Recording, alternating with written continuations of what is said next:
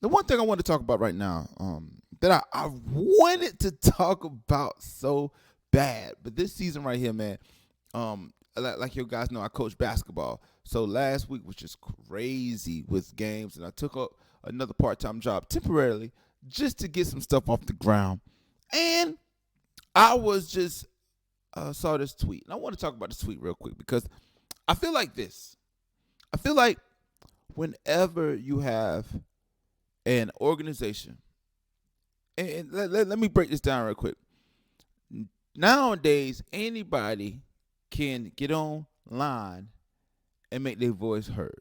Whether it is a radio show, whether it is a person like myself who has a microphone and is building his independent platform, you have so many different individuals getting into this sports talk game.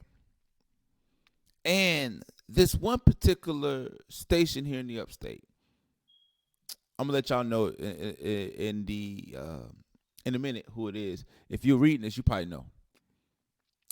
They've been problematic for some time as far as talking down about them Gamecocks, man. If you want the shirt, man, the shirt's on sale. I've seen the link up there. They've been talking about them Gamecocks for a while, man. They, back in the day,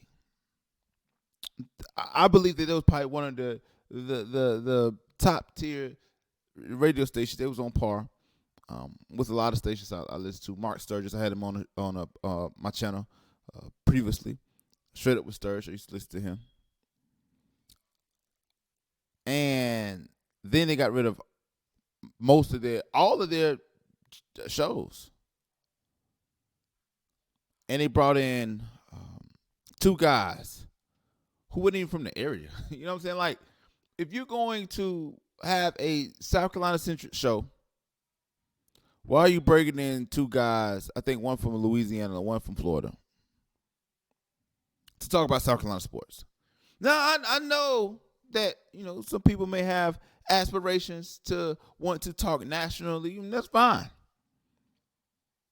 But here in South Carolina, you should know the land of the lay of the land. You should know what South Carolinians want to talk about, because you're broadcasting mostly to South Carolinians who either like college sports mostly, professionals, probably the Panthers. But if you look at locally, it's Clemson, Carolina. If you have the local teams that you can cover in the upstate, especially have Wofford, Furman, Presbyterian, North Greenville. You have Bob Jones. You have a few schools that you can cover as well.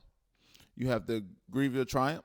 You have the Greenville Swamp Rabbits as far as the East Coast Hockey League. You have the soccer team up here. It's a lot of things to cover. But as y'all know, Logan Dowles was Shane Beamer's choice when it came to the new OC after Marcus Satterfield left to go to Nebraska. So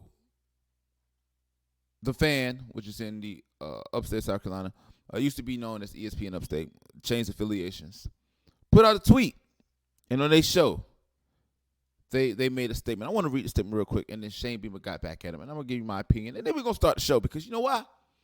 There's so much I want to talk to you guys about. So let's get into this. Man, so here's the situation, right?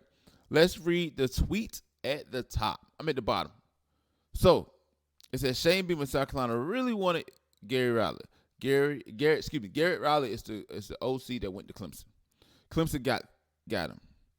What does that say about the tier status of both of these two programs, right? So here's what Shane Beamer said. He says, I normally don't respond to second-rate JV radio programs I've never heard of, and apparently no one else has either considered you. Let me read.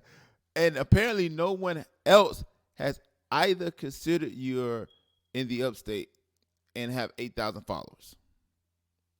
Let me read that again, people. So I normally don't respond to second-rate JV radio programs I never heard of, and apparently no one else has either, considering you're in the upstate and have 8,000 followers. Do you have a good source other than, I don't know, me? Happy for Garrett, we got our guy. Right. Mic drop. Like, bah. So let's talk about this real quick, man. Talk about this.